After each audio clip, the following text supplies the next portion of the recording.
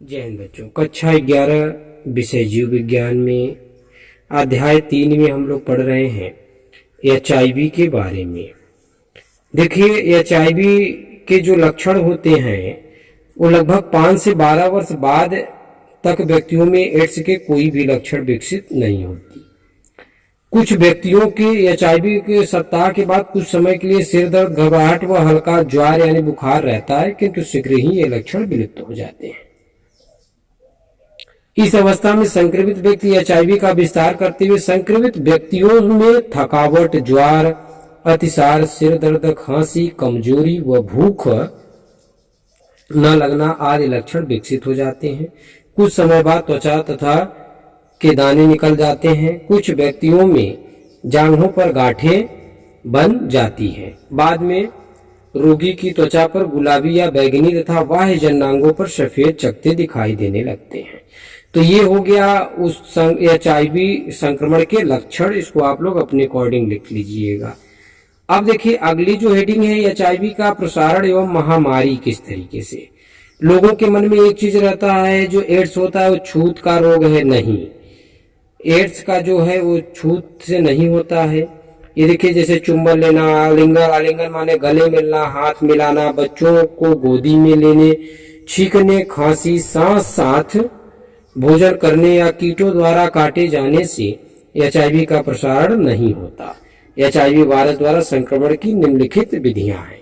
तो आप लोग इससे एकदम कंफर्म हो जाइए कि कैसे कैसे नहीं होगा ये, क्योंकि इसके बारे में जानना सबको अत्यंत जरूरी है, क्योंकि ये बहुत ही भयंकर रोग है। इसका अभी तक इलाज नहीं बन पाया, दवा नहीं बन पाई है, बचाव ही इसका इलाज है। पहले देखिए, लैंगिक सहवास द्वारा पहला जो ये फैलता है, लैंगिक सहवास द्वारा संक्रमित पुरुषों के में HIV होता है। लैंगिक सहवास द्वारा HIV का सबसे अधिक प्रसारण होता है। दूसरा क्या है, रक्तदान द्वारा। अगर एक HIV से पीड़ित व्यक्ति का रक्त अगर दूसरे के शरीर में चढ़ा दिया जाए तो संक्रमित हो जाएगा। देखिए कैसे, संक्रमित व्यक्तियों का हृदय स्वस्थ व्यक्तियों को देने से HIV का संक्रमण होता है। तीसरा क्या है, इंजेक्शन सुई के प्रयोग द्वारा। इसीलिए जब भी आप डॉक्टर के पास जाएं, नई सुई यानी नई इंजेक्शन का प्रयोग कराएं। डॉक्टरों द्वारा जो अनस्टेरिलाइज्ड इंजेक्शन सुई से व्यक्तियों को इंजेक्शन लगाने से HIV रोगों से स्वस्थ मनुष्य में पहुंच सकता है।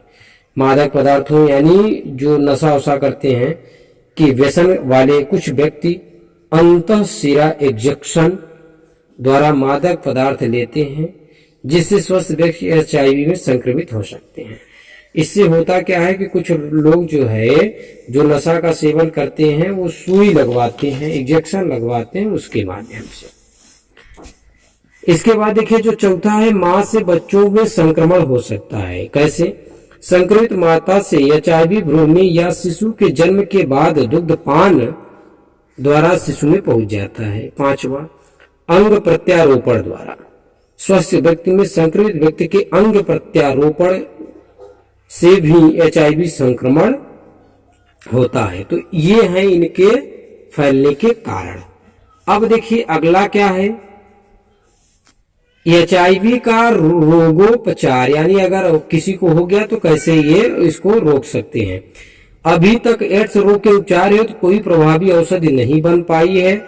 आजकल जाइडोबुडाइन अथवा एजोडोथाइमिडीन नामक पदार्थ का परीक्षण चल रहे हैं। यह औषधि रोग उपचार तो नहीं कर सकती, किंतु इसके प्रभाव को कम करती है। चीन की जड़ी बूटियों से तैयार की गई औषधि XQ9302, एम्फोटेरिसिन B आदि एड्स की संभावित औषधियां हैं। कुछ होम्योपैथिक डॉक्टर भी इसके इलाज का दावा करते हैं। हाल ही में अमेरिका में HIV की आनुवंशिक प्रवृत्ति बदलकर एड्स की रोकथाम की संभावना पर काम हो रहा है। अगला है, इसको तो पहचान वाला छोड़ देते हैं। एड्स का नियंत्रण कैसे कर सकते हैं, ये देखिए। सभी व्यक्तियों को एड्स से संबंधित ज्ञान से अवगत कराना चाहिए। इंजेक्शन की सुई या सिरिंज को प्रयोग के बाद सेक देना चाहिए। दाता के रुधिर का परीक्षण करने के बाद ही रुधिर देना चाहिए तथा अंग प्रत्यारोपण के लिए भी अंगों, वृक्क, हृदय, यकृत का HIV के लिए परीक्षण करना चाहिए। सहवास के लिए विशेष सावधानी बरतनी चाहिए।